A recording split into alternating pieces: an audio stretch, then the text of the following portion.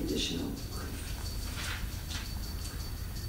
Jatayornam Mahadeve Bhuvi Vishvesvare Haro Bhakti Syat Paramaloke Yayanjo Durgatim Taret.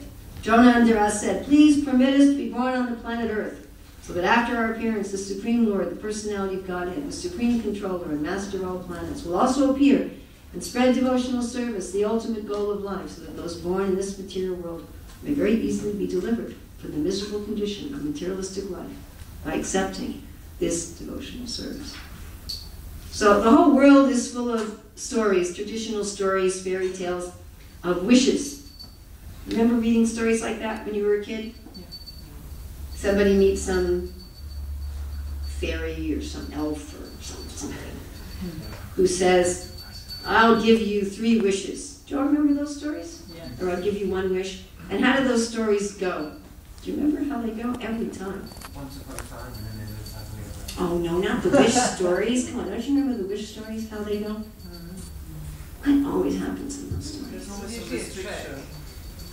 Sometimes there's a restriction. Usually how many wishes is a restriction. What usually happens? What do people usually wish for? Usually have two bad ones, and then the last one they usually put it. Get rid of the bad one. Yeah.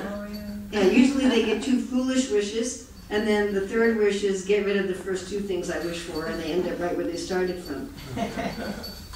Or it's a little like, so there'll be one's a husband and wife, and they'll be arguing about one to wish for. And then one will say, you know, you got such foolish ideas, I wish you just had horns on your head, you know. And then he gets horns on his head. And he says, you foolish woman, I wish you would just never be able to open your mouth, you know. And then her mouth is glued together. Then they have to just unwish her. That's very typical.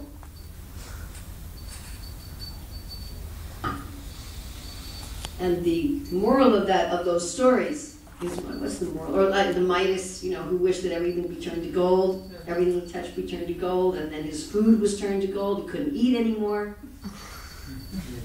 And then finally his daughter was turned to gold. And then he had to say, take my wish away. So what's the moral of all those stories? We have to be careful for what we wish. Be careful for what you wish, and that basically we don't know what to wish for. But we're always wishing. We're always wishing anyway. And then we, generally speaking, let's say 100%, we regret what we wish for. Just like I've talked about this before, the body that we have now, the situation we have now, is the result of our wishes. However much we just find that difficult to accept. We don't know what to wish for. You know, we also wanted to take birth on the earth, but not to spread Krishna consciousness, probably. Maybe some of us here are here because we wanted to reach Krishna consciousness. For most of us, we wanted to try to enjoy something. You know, we wish to be envious of Krishna, we wish to be lusty, we wish to be greedy. And therefore, as Krishna explains in the 15th chapter, one gets a certain set of senses grouped around the mind. And what is the mind? The mind is made of desires. The super soul within the heart. It's not that some, you know, fairy has to appear before you with a magic wand. What do you want? Krishna is in the heart, always hearing. What do you want? Vishwara Sarvabhutana, Mridesha Jivajistani, Ramayam Sarvabhutani, Yantrabhutani Maya. He's in the heart and he's hearing what we want. It says like you smell the aroma of a flower, so Krishna knows what we want. By the way, what we want is not what we express with our mouth, or what we say we want in front of other people to impress them, or what we say to ourselves to impress ourselves. This is all I really want. No, Krishna's not. That's not what he's hearing. He's hearing what's in his heart. What do I really want? And he gives us what he wants. Kama, our desire. He's fulfilling the desires of everyone from the beginning of time. He's kind of like a very indulgent father. Of course, he warns, this is not a good thing to want, this is a good thing to want. He gives good instruction. It's not that whatever we want, he just immediately gives. He has the scripture, he has the sadhus, he comes himself.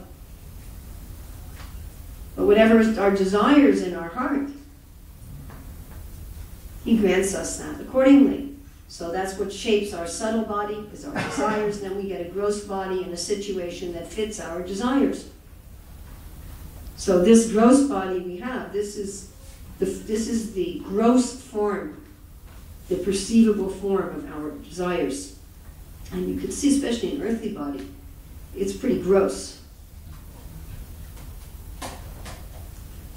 You know, we may think it's not so gross if we take a bath and brush the hair and put some nice clothes on it, but it's really gross. That means that our desires are really gross. You know, what does envy and lust and anger look like? It looks like pus and stool and urine and blood. That's what it looks like.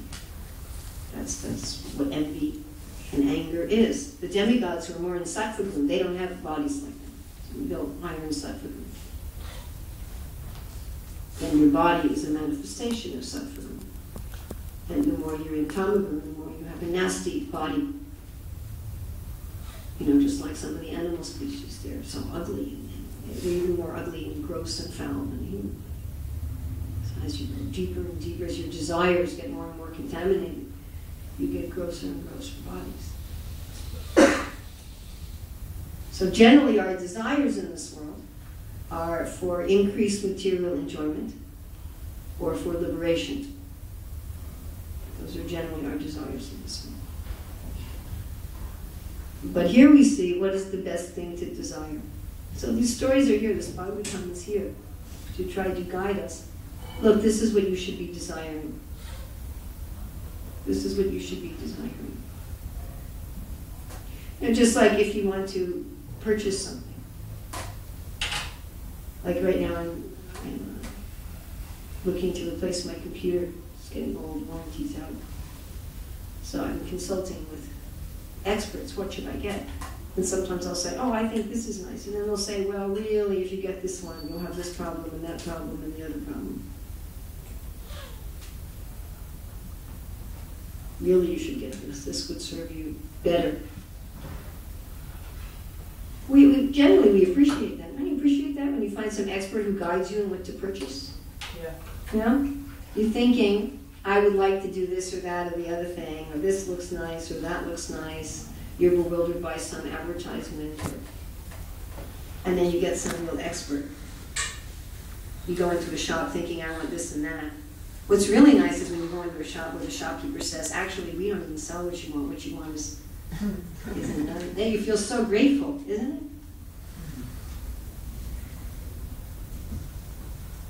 So these are the experts, the pure devotees, and they show us what to desire. And so this is what you should desire. If you desire this, then you'll get everything that you want. And what are they desiring? Nadanam, nadanam, nasandarim, kavitam va jagadisha, namaye, kamaye, mama janmani, janmani shre, bhakta bhakti amritakita. What is the thing to desire? The thing to desire is service. And what kind of service? Preaching service. Preaching service. Kesha Bharati Maharaj was speaking about this the other day. He said, when you're filled with love, the only thing left to do is to share that love. It's natural. It's very natural. If you go, let's say you came in the temple room and you saw there was a huge feast, much more than you could eat in 10 years.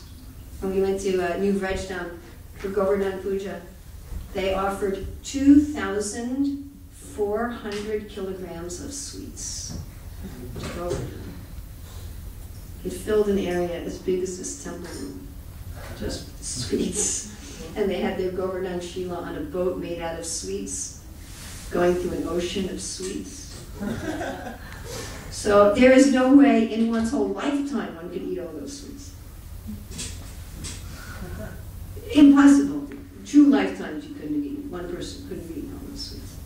So you come to an ocean of sweets. What do you want to do? Tell all your friends.